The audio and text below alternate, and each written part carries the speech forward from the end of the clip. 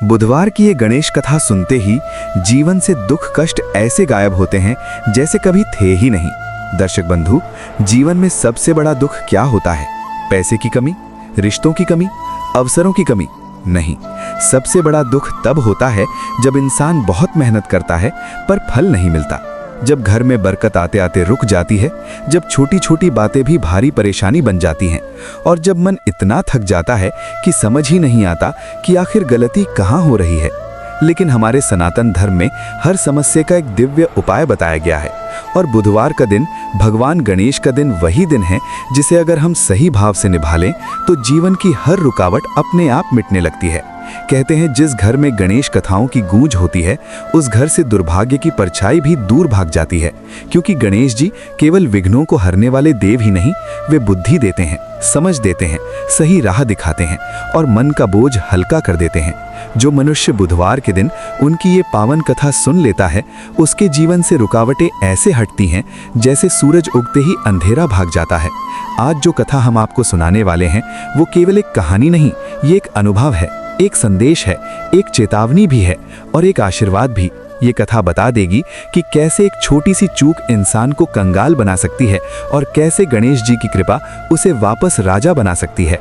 तो आइए अपने मन को शांत कर लें, गणपति बप्पा का नाम अपने हृदय में बसाएं और शुरू करें ये दिव्य, पावन और जीवन बदल देने वाली कथा जो आपके भाग्य का बंद दरवाजा भी खोल सकती है। लेकिन दर्शक बंधु, आगे बढ़ने से पहले हम आपको एक अत्यंत गंभीर और जीवन बदल देने वाली बात बता दें, जिसे हमारे प्राचीन धर्म ग्रंथ गरुड़ पुराण में स्पष्ट कहा गया है कि कोई भी कथा हो, कोई भी सीख हो, अगर उसे बीच में छोड़ दिया जाए तो वो केवल ज्ञान खोना नहीं है, बल्कि वो पाप की श्रेणी में आता है, क्योंकि अधूरी कथा मन में संदेह छोड़ देती है, भ्रम पैदा कर देती है और अधूरा सत्य कई बार मनुष्य को उस राह पर धकेल देता है जहां से वापस लौटना बहुत कठिन हो जाता है। और गणेश जी की कथा ये तो स्वयं विघ्नहर्ता की कथा है। इसे बीच में छोड़ देना मानो अपने ही जीवन में रुकावटों को फिर से आमंत्रित करना है, क्योंकि बुधवार की ये पावन कथा केवल सुनने की चीज नहीं, ये बुद्धि, समझ और सौभाग्य का वरदान है।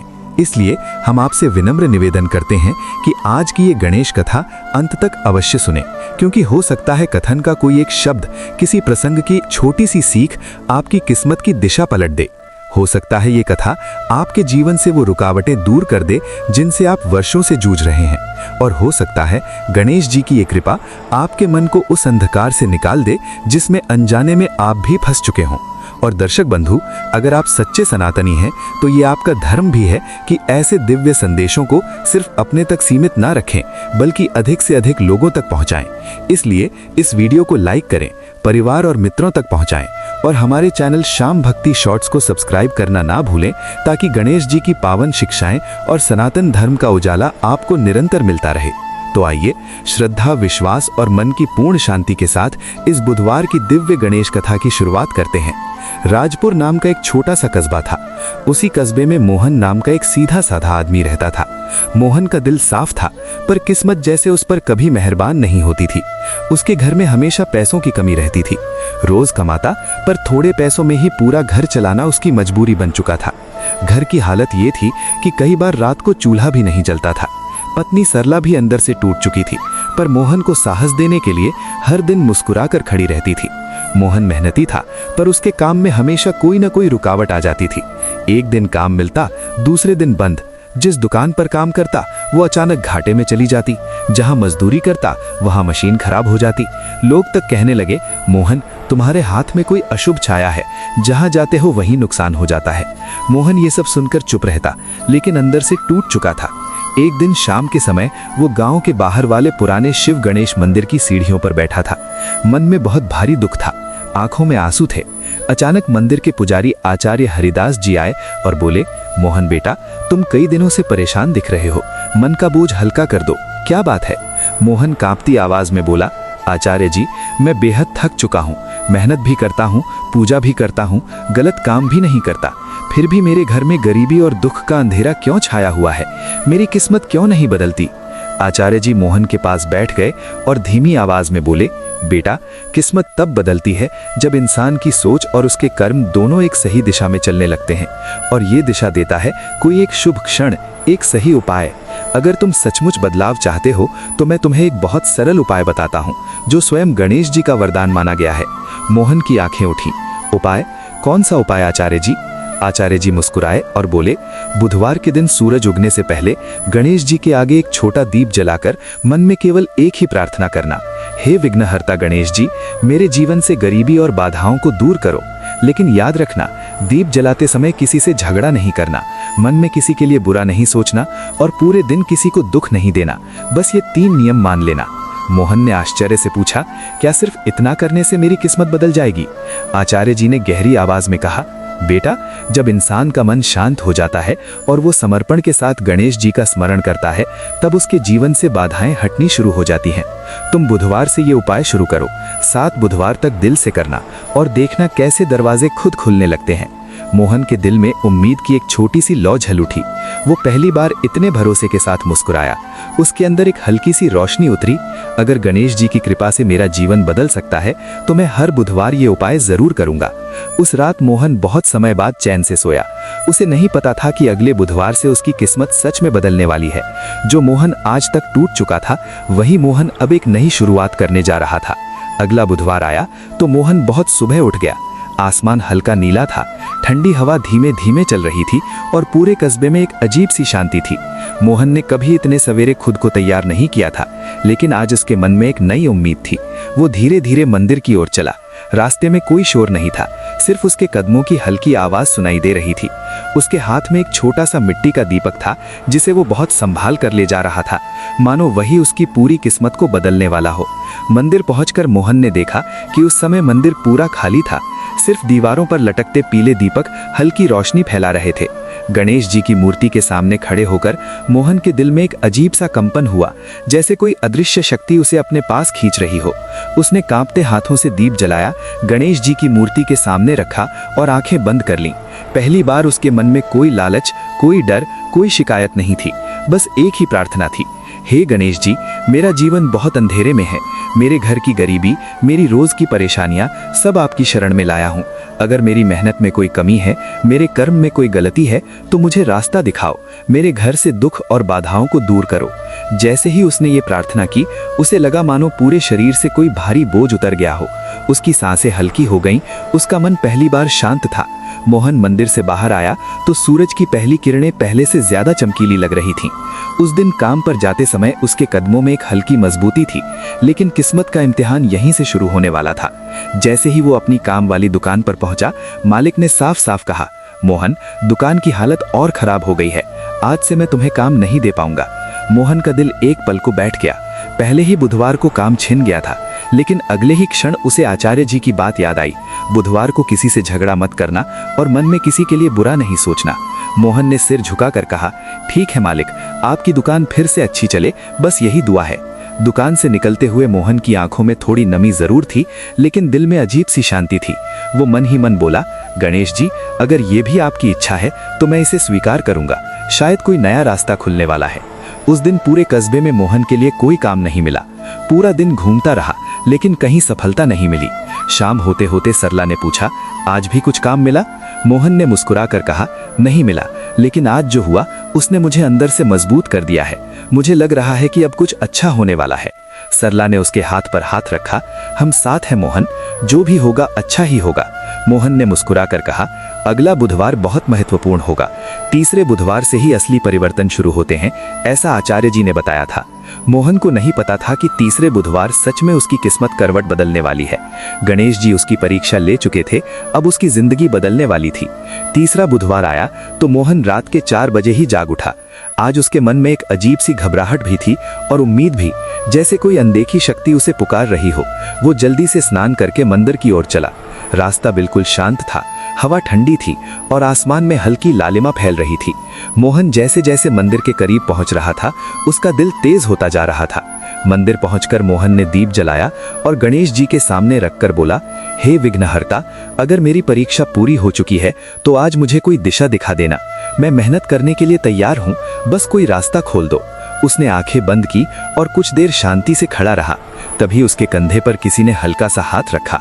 मोहन ने आंखें खोली तो देखा कि आचार्य हरिदास जी खड़े थे। आचार्य जी बोले, मोहन बेटा, मैं कुछ दिनों से तुम्हें देख रहा हूँ। तुम सच्चे मन से प्रयास कर रहे हो। आज मैं तुम्हें एक बात बताना चाहता हूँ जो तुम्हारे जीवन की दिशा बदल सकती है। मोहन तुरंत उनके पैरों में बैठ गया। आचार्य जी, मैं आपकी हर बात मानने को तैयार हूँ, बस मुझे कोई रास्ता दिखा दीजिए। आचार्य जी बोले, जो लोग गरीबी और दुख में फंसे रहते हैं उनमें एक ही कमी होती है, वे अपनी मेहनत का सही मूल्य नहीं पहचान पाते। तुम मेहनती हो पर हमेशा दूसरों के काम पर निर्भर रहे। अब समय है कि तुम कुछ अपना शुरू करो, छोटा ही सही। मोहन हैरान होकर बोला, अपना? लेकिन आचार्य जी, मेरे पास तो पैसों की कमी है, मैं क्या शुरू कर सकता हूँ? आचार्य जी ने जेब से एक छोटी सी कापी निकाली और बोले, इस कस्बे में बहुत लोग लकड़ी खरीदते हैं पर सही तौले हुए गट्ठे नहीं मिलते। लोग शिकायत करते हैं कि दुकानदार कम तौल कर देते हैं। तुम लकड़ी काटने और तौलने में माहिर हो, तुम छोटा सा लकड़ी का काम क्यों नहीं शुरू करते? मोहन ने धीमे स्वर में कहा, लेकिन इसके लिए थोड़े पैसे भी तो चाहिए। आचार्य जी शांत आवाज में बोले, बेटा, तुम्हारे अंदर जो सच्चाई और विश्वास है उसकी कीमत पैसे से ज्यादा होती है। कल मेरे पास आना, मैं तुम्हें शुरुआत करने के लिए जितनी मदद चाहिए वो दूंगा। लेकिन याद रखना, काम ईमानदारी से करना। यही गणेश जी की सच्ची पूजा है। मोहन की आंखों में नम आंसू आ गए। वो बोला, आचार्य जी, आपने आज मेरा टूट चुका भरोसा वापस लौटा दिया। आचार्य जी मुस्कुराए और बोले, मोहन, बुधवार का दीप सिर्फ अंधेरा दूर नहीं करता, वो इंसान को सही रास्ता दिखाता है। तुम्हारी किस्मत अब बदलना शुरू हो चुकी है। उस दिन मोहन मंदिर से बाहर आया तो उसे लगा जैसे उसके पैरों के नीचे की सारी धरती बदल चुकी है। अब उसे पता था उसके पास कोई चमत्कार नहीं, पर उसके पास दिशा है, और दिशा मिलते ही किस्मत करवट लेती है। मोहन पूरे दिन उसी सोच में डूबा रहा, क्या मैं सच में अपना काम शुरू कर सकता हूँ? क्या गणेश जी मेरे साथ हैं? शाम होते होते उसके मन में एक दृढ़ निश्चय बन चुका था। वो अगले दिन से अपनी नई जिंदगी शुरू करेगा। उसे नहीं पता था कि ये छोटा सा कदम आगे चलकर उसे वो सम्मान और बरकत देने वाला है जिसकी उसने कभी कल्पना भी नहीं की थी। अगली सुबह मोहन तय समय पर आचार्य हरिदास जी के घर पहुंचा। उसके मन में हल्की घबराहट थी, लेकिन चेहरे पर विश्वास साफ दिखाई दे रहा था। आचार्य जी दरवाजे पर ही इंतजार कर रहे थे। उन्होंने मोहन को अंदर बुलाया और एक छोटा सा थैला उसके हाथ में रखा। मोहन ने थैले को खोला तो उसमें कुछ रुपए, एक नया तौला और 2 छोटी छोटी रस्सियां थीं। मोहन चौंक कर बोला, आचार्य जी, ये सब? आचार्य जी ने शांत स्वर में कहा, बेटा, बड़ा काम बड़े पैसों से नहीं, एक सच्ची शुरुआत से होता है। ये पैसे बहुत ज्यादा नहीं है, लेकिन तुम्हारी नई यात्रा शुरू करने के लिए काफी हैं। कल से सप्लाई शुरू करो। मोहन को लगा जैसे उसके पैरों के नीचे से जमीन खिसक गई हो, लेकिन इस बार डर से नहीं, उत्साह से। ये वही क्षण था जिसका वो महीनों नहीं, सालों से इंतजार कर रहा था। बाहर निकलते ही उसकी आंखों में हल्की नमी आ गई। उसने आसमान की ओर देखकर कहा, गणेश जी, मैं आपकी परीक्षा में जितना भी कर सकता था उतना किया, अब कृपा आप करें। घर पहुंचकर उसने सरला को खबर दी। सरला खुशी से रो पड़ी, मोहन, ये तो बहुत बड़ा काम है, हम दोनों मिलकर संभाल लेंगे। मोहन ने गहरी सांस लेते हुए कहा, हाँ, लेकिन अब मेहनत भी दोगुनी करनी होगी। जंगल से लकड़ी लाना, उसे काटना, तौलना, आज से एक एक पल मूल्यवान है। उस रात मोहन और सरला देर तक बैठे अपनी योजना बनाते रहे। किसी भी तरह रोज 60 गट्ठे तैयार करने थे। मोहन ने कहा, सरला, कल से मैं 2 घंटे पहले उठूंगा, जंगल से सूखी लकड़ी लाऊंगा, तुम घर पर उसे सहेजना और मैं काटकर गट्ठे बनाऊंगा। सरला बोली, और मैं तौलकर बराबर बांध दूंगी, किसी भी हालत में तौल कम नहीं होना चाहिए। दोनों की आंखों में नई चमक थी। ये चमक मेहनत की थी, उम्मीद की थी और गणेश जी की कृपा में विश्वास की थी। मोहन को अब समझ आ चुका था कि किस्मत उन्हीं का साथ देती है जो खुद भी हिम्मत नहीं छोड़ते। कल से उसकी असली परीक्षा शुरू होने वाली थी, लेकिन मोहन तैयार था।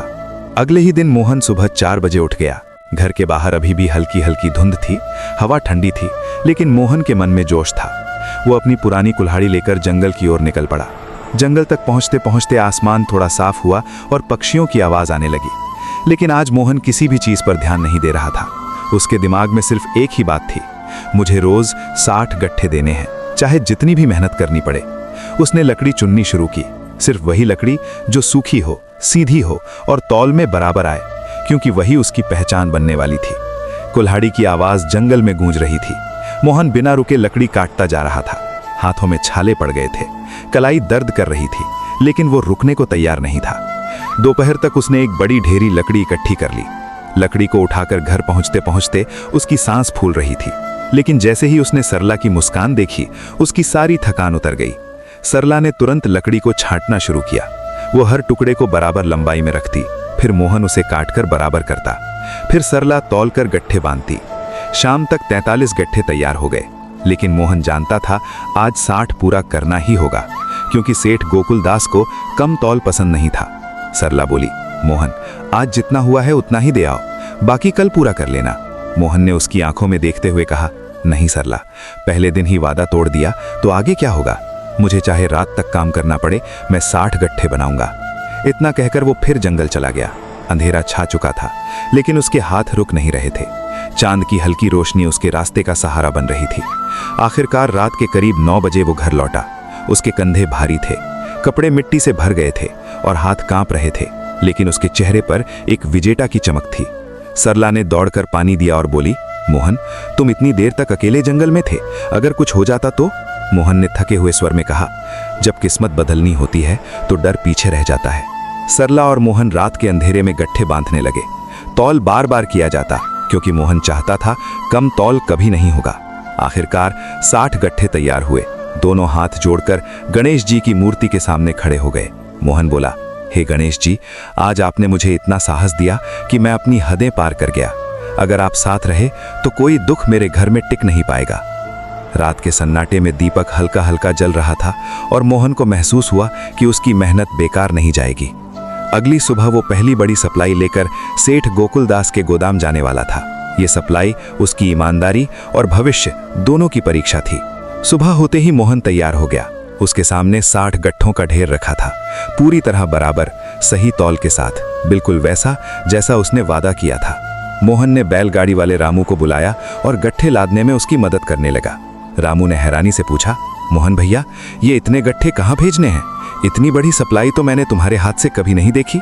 मोहन ने मुस्कुराते हुए कहा, रामू, गणेश जी की कृपा से आज पहला बड़ा काम मिला है। मेरी मेहनत का असली दिन आज है। रामू ने गाड़ी संभाली और दोनों सेठ गोकुलदास के गोदाम की ओर चल पड़े। रास्ते में मोहन बार बार गट्ठों को देखकर अपने डर को शांत करता रहा। हर गट्ठा उसे उसकी मेहनत की याद दिला रहा था। कई दिनों की तपस्या, दर्द, थकान और उम्मीद का मेल। गोदाम पहुंची गाड़ी। सेठ खड़े थे जैसे आज उन्हें किसी बड़ी चीज का इंतजार था। उन्होंने आदेश दिया, सब गट्ठे नीचे उतारो और तौल शुरू करो। 4 मजदूर तौलने लगे, पर मोहन की निगाह हर तौले पर थी। क्या पता कहीं थोड़ी भी कमी निकल आए। पहला गट्ठा सही, दूसरा सही, तीसरा, चौथा, पांचवा, हर बार तराजू एकदम बराबर पर रुक जाता। सेठ गोकुलदास की भौहें ऊपर उठने लगीं। उन्होंने पहली बार इतने ध्यान से गट्ठे तोले। 10, 20, 30, सब सही। अब 60 में से सिर्फ आखिरी 5 गट्ठे बचे थे। मोहन के मन में हल्का सा डर उठ रहा था। आखिर इंसान है, कहीं गलती हो गई हो। लेकिन जैसे ही आखिरी गट्ठा तौला गया, तराजू बिल्कुल सीधा खड़ा था। सेठ गोकुलदास मुस्कुराए। ये मुस्कान कोई साधारण प्रशंसा नहीं थी, ये भरोसे की मुस्कान थी। उन्होंने मोहन को बुलाया और कहा, मोहन, तुमने जो वादा किया था उसे पूरी ईमानदारी से निभाया। आज के बाद मेरा पूरा गोदाम तुम्हारे भरोसे चलेगा। तुम मुझे रोज 60 ही नहीं, अगर 100 गट्ठे भी दोगे मैं ले लूंगा, क्योंकि मेरे लिए सही तौल ही सबसे बड़ी दौलत है। मोहन की आंखें भर आईं। वो कुछ बोल नहीं पाया। सेठ ने आगे कहा, और सुनो, आज से तुम्हारे गट्ठे की कीमत मैं खुद बढ़ा रहा हूं, क्योंकि जो ईमानदारी तुम दे रहे हो वो दूसरे कहीं नहीं देते। मोहन ने कांपती आवाज में कहा, सेठ जी, आपने मुझे सिर्फ काम नहीं दिया, मेरी जिंदगी का रास्ता बदल दिया। सेठ ने उसके कंधे पर हाथ रखा। नहीं मोहन, तुमने खुद अपनी किस्मत बदली है, मैंने सिर्फ पहचान ली। वापसी के रास्ते में मोहन गाड़ी पर बैठा था, लेकिन जमीन पर नहीं, मानो किसी ऊपर उठती हवा पर चल रहा हो। रामू ने उत्साह से कहा, मोहन भैया, अब तो आपकी किस्मत खुल गई, आप तो सेठ जी के खास आदमी बन गए।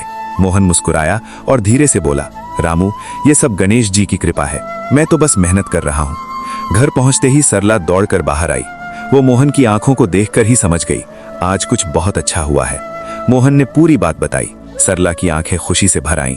वो बोली, मोहन, अब हमारा घर भी बदलने वाला है, अब गरीबी यहाँ ज्यादा दिन नहीं टिक पाएगी। मोहन ने सिर झुकाकर कहा, सरला, ये तो बस शुरुआत है, अगला बुधवार शायद और बड़ा चमत्कार लेकर आए। और सच में अगला बुधवार उसकी जिंदगी को ऐसे मोड़ पर ले जाएगा जहां से उसकी किस्मत का सूरज हमेशा के लिए चमकने लगेगा।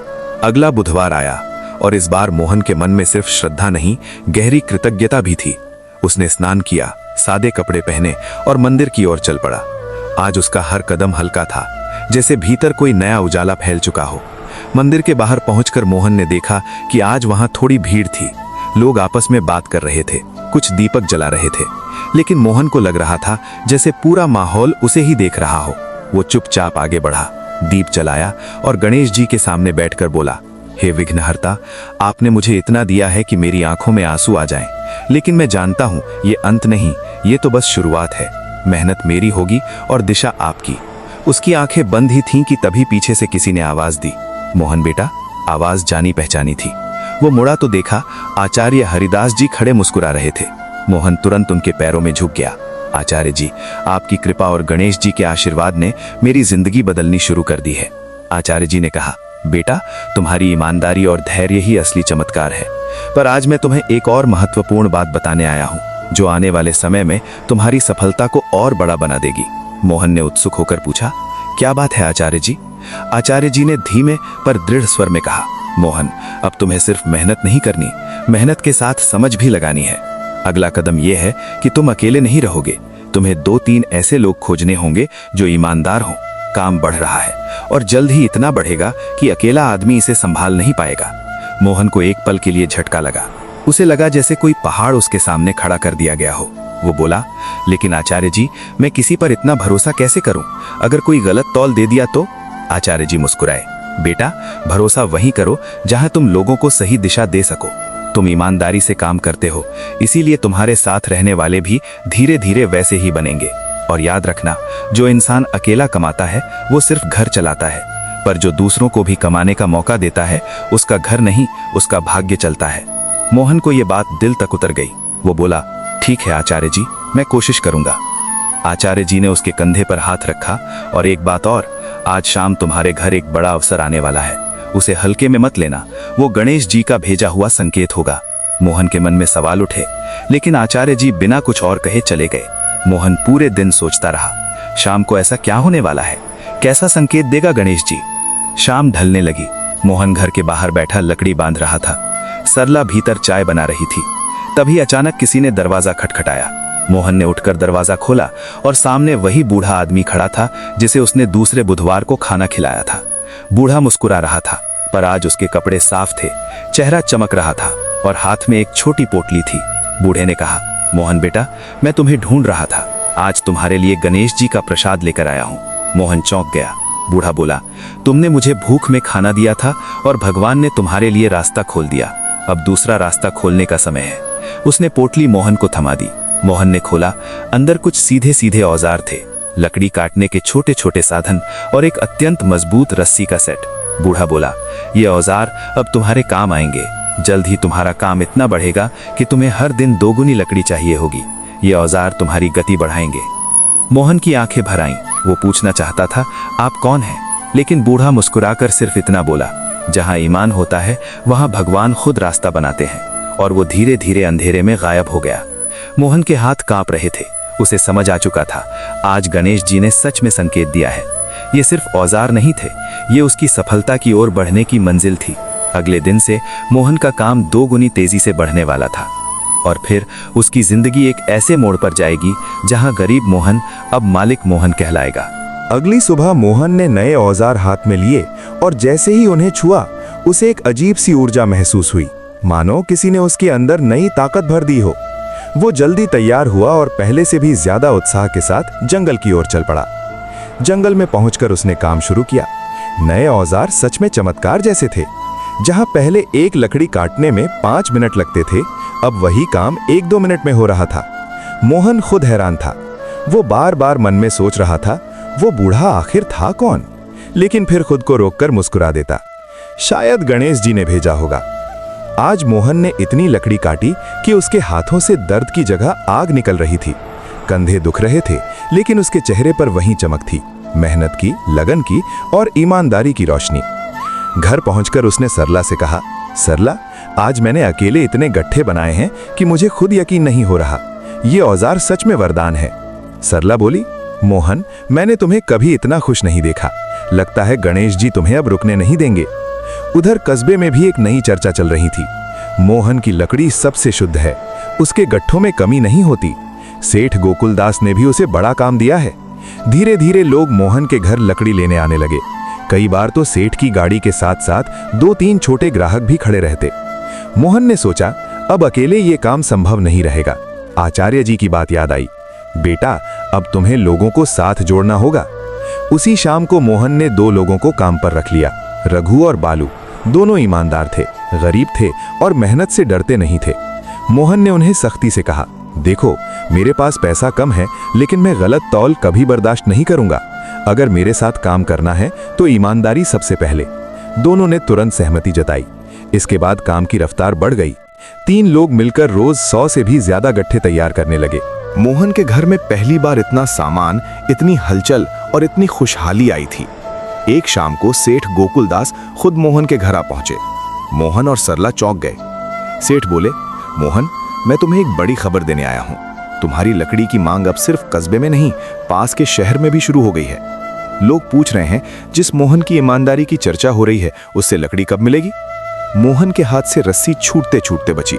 वो अवाक रह गया। सेठ आगे बोले, अगर तुम चाहो तो मैं तुम्हारे गट्ठे शहर में भेज सकता हूं। मुनाफा तुम्हारा, बस सप्लाई समय पर होनी चाहिए।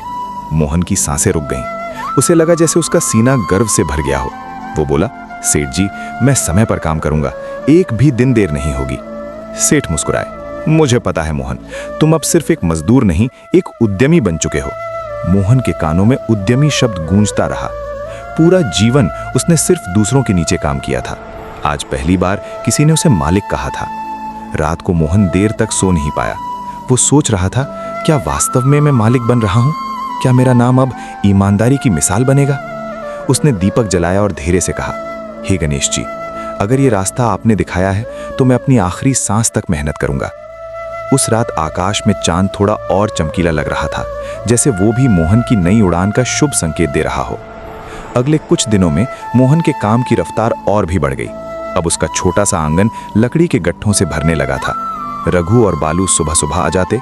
लकड़ी काटने की आवाजें पूरे मोहल्ले में गूंजने लगीं। लोग कहते, मोहन का घर अब काम का घर बन चुका है। मोहन ये सुनकर मुस्कुराता, पर अंदर से हमेशा सावधान रहता। सफलता मिलते ही इंसान सबसे ज्यादा ढील देता है और वहीं से गिरावट शुरू हो जाती है। इसलिए वो हर गट्ठा खुद तौलता, एक भी कमी नहीं, एक भी गलती नहीं। धीरे धीरे कस्बे में मोहन की ईमानदारी की मिसाल बनने लगी। उसका नाम सुनते ही लोग कहते, अरे मोहन, वो आदमी कभी धोखा नहीं देगा। लेकिन इसी बीच एक नई समस्या शुरू हुई। कुछ दुकानदारों को मोहन से जलन होने लगी। वे मन ही मन सोचते, हम तो सालों से काम कर रहे हैं और ये मोहन कब से आया और इतना आगे कैसे निकल गया। एक दिन शाम को 2 दुकानदार मोहन के पास आए और बोले, मोहन, सुना है तुम्हारा काम खूब चल रहा है, लेकिन ध्यान रखना, इतना नाम जल्दी बनता नहीं है, लोगों की नजर भी लगती है। आवाज में मिठास थी, लेकिन उनके शब्दों में कड़वाहट छुपी थी। मोहन ने शांत स्वर में कहा, भाइयों, मैं बस मेहनत कर रहा हूं। भगवान की कृपा है कि काम बढ़ रहा है, किसी से मुकाबला नहीं है। वे लोग मुस्कुराते हुए चले गए, पर जाते जाते एक ने कहा, देखते हैं तुम कब तक ऐसे ही चल पाते हो। मोहन को बात चुभी, लेकिन उसने मन को समझाया, ईमानदार आदमी का सबसे बड़ा हथियार उसका कर्म होता है, दूसरों की बात नहीं। उधर एक और बदलाव आ रहा था। मोहन के काम बढ़ने के साथ उसकी कमाई भी बढ़ने लगी। अब वो घर के लिए अच्छी सब्जियां ला सकता था, सरला के लिए 2 नए साड़ियों का सपना पूरा कर सकता था और घर में पहली बार थोड़ी बचत भी होने लगी थी। सरला ने कहा, मोहन, क्या हम छत की मरम्मत करवा लें? बरसात में हमेशा पानी टपकता है। मोहन ने मुस्कुराते हुए कहा, जरूर सरला, अब हमारा समय बदल रहा है। लेकिन काम जितना बढ़ रहा था, जिम्मेदारियां भी उतनी ही बढ़ रही थीं। सेठ गोकुलदास ने एक शाम मोहन को बुलाया और कहा, मोहन, शहर से नया ऑर्डर आया है, अब हमें रोज 150 गट्ठे भेजने होंगे, क्या तुम संभाल सकते हो? मोहन के मन में हल्का डर उठा, लेकिन उसने तुरंत झुककर कहा, सेठ जी, मैं पूरी कोशिश करूंगा। सेठ बोले, किस्मत मेहनत करने वालों का साथ देती है, तुम कर लोगे। इस नए ऑर्डर ने मोहन की जिंदगी में एक और मोड़ ला दिया। अब 2 आदमी कम पड़ने लगे। मोहन ने गांव के 2 और युवकों, शंभू और जीतू को काम पर रख लिया। दोनों गरीब थे पर मेहनती थे। मोहन ने चारों को बैठाकर कहा, सुनो भाइयों, अब हम सिर्फ लकड़ी नहीं बेचेंगे, हम ईमानदारी बेचेंगे। अगर एक भी गट्ठा कम निकला तो समझो हमारी पहचान मिट जाएगी, इसलिए हर तौल सही होनी चाहिए। चारों ने एक साथ कहा, मोहन भैया, हम आपका भरोसा कभी नहीं तोड़ेंगे। अब काम दिन रात चलने लगा। घर में लकड़ी काटने की आवाज, रस्सियों की खड़खड़ाहट, गिठाने बंधने की धुन, सब मिलकर एक ऐसा माहौल बना रहे थे जिसे देखकर लगता था यहाँ मेहनत पूजा बन चुकी है। लेकिन इसी बीच एक नई घटना होने वाली थी जो मोहन की परीक्षा फिर से लेगी। शहर का व्यापारी जिसने मोहन का नाम सुना था, अब खुद मोहन से मिलने आने वाला था और ये मुलाकात उसकी जिंदगी को अगले स्तर तक ले जाने वाली थी। मोहन और उसके काम करने वाले चारों साथी रोज की तरह लकड़ी काटने, तौलने और गट्ठे बांधने में लगे थे। सवेरे की धूप आंगन में पड़ रही थी और लकड़ी की सुगंध पूरे घर को भर रही थी। सब अपने अपने काम में डूबे थे कि तभी बाहर किसी के आने की भारी आवाज सुनाई दी। रामू दौड़कर आया और बोला, मोहन भैया जल्दी बाहर चलो, शहर से कोई बड़ा साहब आया है, गाड़ी भी बहुत बड़ी है। मोहन चौंक गया। वो तुरंत बाहर गया। दरवाजे के बाहर एक सफेद बड़ी गाड़ी खड़ी थी। गाड़ी से एक साफ सुथरे कपड़ों में ऊंचे कद के गंभीर चेहरे वाले आदमी उतरे। पीछे दो लोग फाइलें पकड़े खड़े थे। मोहन को लगा कि शायद उसने गलती से कोई सरकारी अधिकारी समझ लिया हो। वो झुककर बोला, साहब बताइए मैं आपकी क्या सेवा कर सकता हूं। आदमी ने गंभीर स्वर में कहा, तुम मोहन हो? मोहन ने सिर हिलाया, जी मैं ही हूं। आदमी ने हाथ आगे बढ़ाया, मेरा नाम है शेखर मल्होत्रा, शहर के बड़े व्यापारी संघ का सदस्य और 3 गोदामों का मालिक। मोहन की सांस अटक गई। उसे लगा इतना बड़ा आदमी मेरे घर पर क्यों आया। शेखर अंदर आते हुए बोले, मोहन मैंने तुम्हारे बारे में बहुत सुना है, कहते हैं तुम जितनी लकड़ी बेचते हो वो तौल में कभी कम नहीं होती। मोहन ने विनम्रता से कहा, साहब ये सब मेरी मेहनत नहीं, गणेश जी की कृपा है। शेखर मुस्कुराए, भगवान की कृपा उन्हीं पर होती है जो मेहनत करते हैं, और तुम मेहनत करते हो इसलिए मैं तुमसे मिलने आया हूं। वे आंगन में खड़े होकर लकड़ी के गट्ठों को देखने लगे। उन्होंने हाथ से एक गट्ठा उठाया, तौला, फिर दूसरे को तौला। हर बार तौल बिल्कुल सही निकला। शेखर ने अपने आदमी से कहा, नोट करो, गट्ठे में एक भी रत्ती की कमी नहीं। मोहन कुछ समझ नहीं पा रहा था। शेखर ने सीधे मुद्दे पर आते हुए कहा, मोहन मुझे अपने शहर के 3 बड़े गोदामों के लिए रोज 300 गट्ठे चाहिए और मैं चाहता हूं कि तुम ये सप्लाई करो। मोहन का दिल जोर से धड़का। 300 गट्ठे रोज? 300? ये तो मेरे पूरे घर को कारखाना बना देगा। वो थोड़ा घबरा कर बोला, साहब 300 गट्ठे रोज मैं अकेला कैसे कर पाऊंगा। शेखर ने कहा, तुम अकेले क्यों करोगे, लोग रखो, काम बढ़ाओ, अपना छोटा व्यवसाय बड़ा बनाओ, मैं तुम्हें पूरा सहयोग दूंगा, मुनाफा तुम्हारा, मुझे सिर्फ नियमित सप्लाई चाहिए। मोहन को विश्वास नहीं हो रहा था।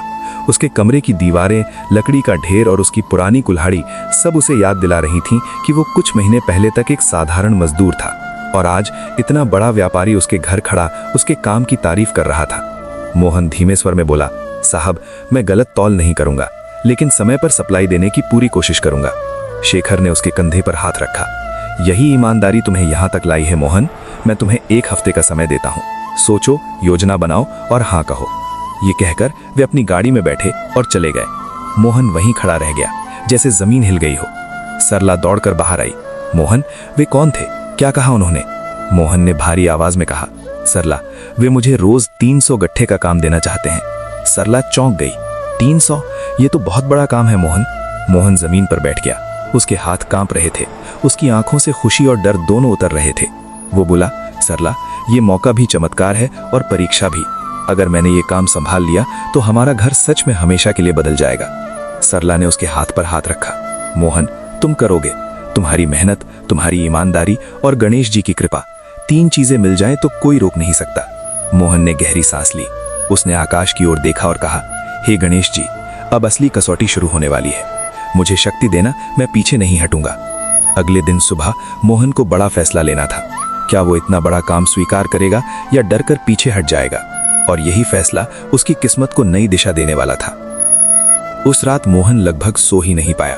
वो चारपाई पर लेटा था, लेकिन दिमाग लगातार काम करता जा रहा था। कभी उसे 300 गट्ठों का ढेर दिखाई देता, कभी मजदूरों की कमी, कभी लकड़ी की सप्लाई और कभी उस बूढ़े आदमी की रहस्यमयी बातें याद आती।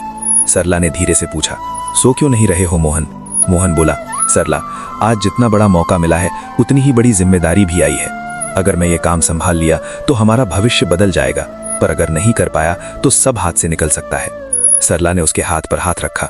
मोहन तुम करोगे, तुम्हारी मेहनत, तुम्हारी ईमानदारी और गणेश जी की कृपा, 3 चीजें मिल जाएं तो कोई रोक नहीं सकता। मोहन ने गहरी सांस ली। वो बोला, ठीक है, कल सुबह फैसला करूंगा। अगली सुबह मोहन सीधा मंदिर पहुंचा। उसने दीपक जलाया, गणेश जी के चरणों में बैठा और बोला, हे गणेश जी, मुझे वही रास्ता दिखा दो जो मेरे घर के लिए सही हो। कुछ देर शांति रही। मोहन की आंखें बंद थीं। तभी उसे किसी की आवाज सुनाई दी, एक बहुत हल्की, बहुत शांत, जैसे भीतर से आती हो। ईमानदारी से चलने वाला कभी नहीं गिरता। मोहन ने तुरंत आंखें खोल दी।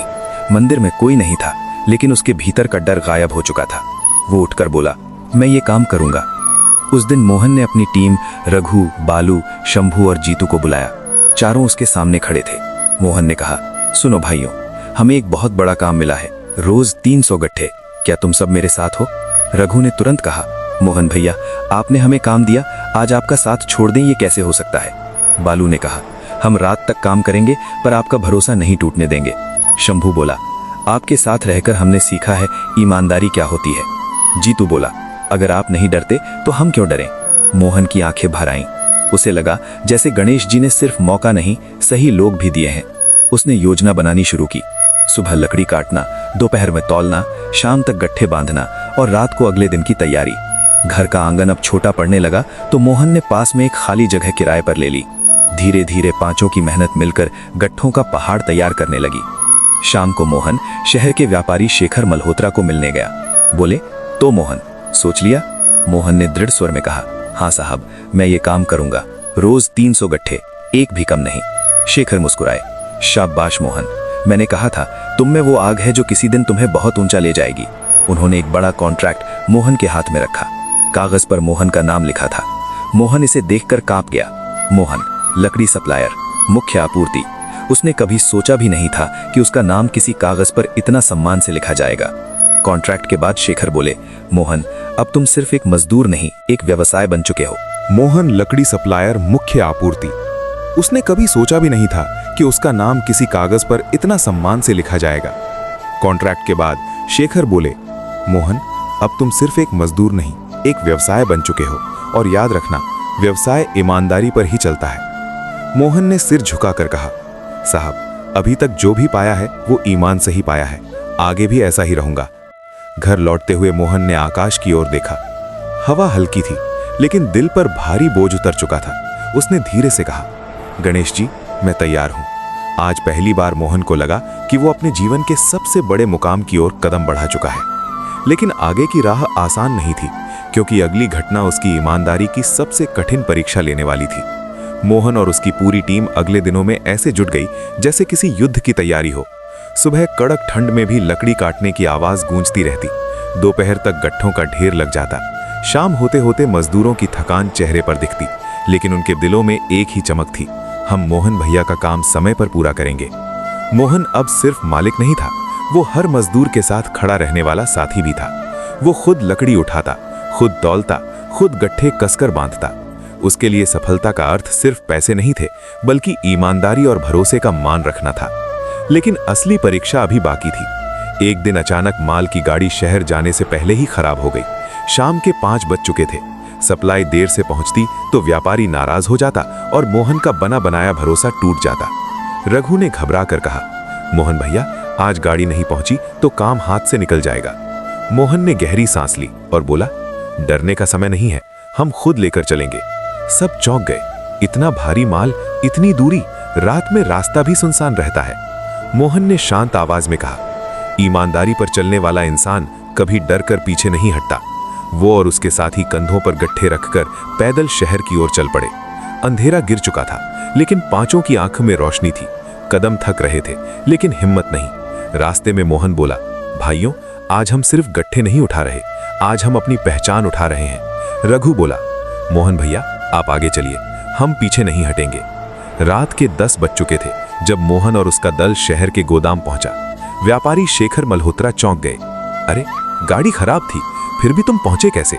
मोहन ने थकान छुपाते हुए कहा, साहब, हमारे लिए ये सिर्फ सप्लाई नहीं, हमारी साख है। शेखर की आंखें कुछ पल तक मोहन पर टिक गईं। उन्होंने गहरी सांस ली और कहा, मोहन, आज तुमने मुझे सिर्फ माल नहीं दिया, आज तुमने मुझे भरोसा दिया है। अब से मेरी तीनों फैक्ट्रियों की सप्लाई तुम करोगे और मैं तुम्हें 2 गुना भुगतान दूंगा। मोहन और उसकी टीम के चेहरे पर जो चमक आई, वो कोई सोना चांदी नहीं दे सकता था। उस रात मोहन घर पहुंचा तो सरला बाहर इंतजार कर रही थी। मोहन थका हुआ था, कंधे दर्द कर रहे थे, पैर सूज चुके थे, लेकिन मुस्कान पहले से ज्यादा चमक रही थी। सरला चिंतित होकर बोली, मोहन, तुम ठीक तो हो?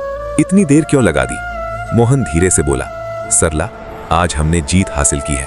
आज हमने साबित कर दिया कि मेहनत और ईमानदारी के आगे कोई बाधा बड़ी नहीं होती। सरला की आंखें भर आईं। उसने मोहन का हाथ पकड़ा और कहा, गणेश जी ने सच में तुम्हारा हाथ पकड़ लिया है। मोहन ने दीपक जलाया, गणेश जी की मूर्ति के सामने बैठा और बोला, हे गणेश जी, अगर मैंने जीवन में कोई अच्छी सीख पाई है तो वो ये है कि गरीबी इंसान की किस्मत नहीं, उसके हौसले की परीक्षा होती है। और जो इंसान सच्चे मन से आपका नाम लेकर मेहनत करता है, उसे दुनिया की कोई ताकत रोक नहीं सकती।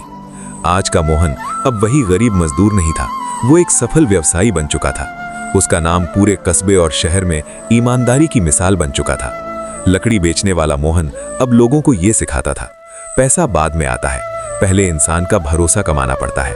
और इस तरह बुधवार को गणेश जी की साधना से शुरू हुई मोहन की यात्रा सफलता, सम्मान और उजाले की कहानी बन गई। मोहन की इस पूरी कहानी में सबसे पहली बात जो दिल में उतरती है वो ये है कि जिंदगी में बरकत तब आती है जब इंसान ईमानदारी को आधार बनाता है। मोहन ने कभी एक भी गट्ठा कम तौल कर नहीं बेचा। उसका मकसद पैसा कमाना नहीं था, बल्कि सही देना था। यही वो चाबी की जिससे उसके बंद दरवाजे खुलते चले गए। पहले कस्बे के लोग उस पर भरोसा करने लगे, फिर सेठ गोकुल दास ने उसे मौका दिया और अंत में शहर का बड़ा व्यापारी उसके घर तक पहुंचा। ये सब इसलिए हुआ क्योंकि मोहन ने अपने कर्मों को पवित्र रखा। यही गणेश जी का पहला संकेत है। सही काम हमेशा देर से चमकता है, लेकिन जब चमकता है तो जिंदगी बदल देता है। दूसरी गहरी सीख ये है कि भगवान परीक्षा तुरंत लेते हैं, लेकिन कृपा समय आने पर बरसाते हैं। मोहन ने जब बुधवार की साधना शुरू की तो उसी दिन उसका काम छिन गया। कई दिनों तक उसे कहीं काम नहीं मिला। घर में तंगी बढ़ गई, लेकिन मोहन ना टूटा, ना झुका, ना शिकायत की। वो हर बुधवार दीप जलाता रहा और विश्वास बनाए रखा। यही क्षण असली कसौटी थे। और जब उसकी परीक्षा पूरी हुई तब गणेश जी ने ऐसे रास्ते खोलना शुरू किए जिनकी मोहन ने कल्पना भी नहीं की थी। ये कहानी बताती है कि कठिनाई कभी सजा नहीं होती, बल्कि नई शुरुआत से पहले की तैयारी होती है। तीसरी सीख सबसे गहरी है। जहां सेवा, संयम और मेहनत होती है, वहां गणेश जी खुद जलकर खड़े हो जाते हैं। मोहन ने किसी भूखे को खाना खिलाया, कभी क्रोध नहीं किया, कभी किसी से झगड़ा नहीं किया, और चाहे जितनी परेशानी आई उसने काम और सच्चाई नहीं छोड़ी। यही 3 गुण उसके लिए वरदान बन गए। उसे सही लोग मिले, सही दिशा मिली, सही औजार मिले और सही अवसर मिला। जिस मन में साफ नियत होती है, वहां भगवान का मार्गदर्शन अपने आप उतरता है। यही कारण है कि मोहन एक साधारण मजदूर से उस व्यक्ति तक बन गया जिसकी ईमानदारी पर शहर भरोसा करता है। ये कहानी हमें सिखाती है कि गणेश जी का आशीर्वाद चमत्कार से नहीं आता, बल्कि हमारे कर्मों की सच्चाई से आता है।